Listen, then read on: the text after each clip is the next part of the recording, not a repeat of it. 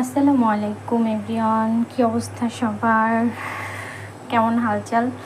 আমি আজকে অফিস থেকে ফিরে খুবই টায়ার্ড, তো মনে হলো শর্টকাট কীভাবে রান্না করা যায়। সো আজকের আমার রেসিপিটা খুবই ইজি। মুরগির মাংস সাধারণত আমরা সবাই একটু মশলা কষিয়ে রান্না করতে পছন্দ করি, বাট সময় কম লাগে, এভাবেও মুরগির মাংস খুব দ্রুত রান্না করা যায়। সেটা কেমন?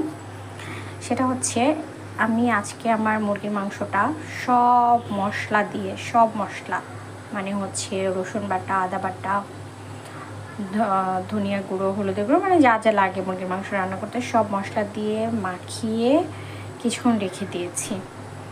সো এটাই এখন আমি হচ্ছে চুলাতে বসিয়ে দিব।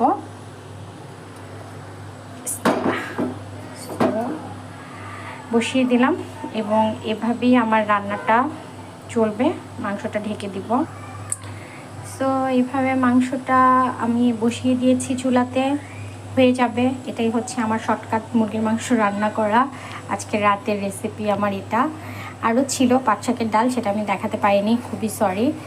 আর এরকম 1 কাপ চা নিয়ে আমার আজকের রাত সন্ধ্যাটা শুরু। আল্লাহ হাফেজ, টাটা।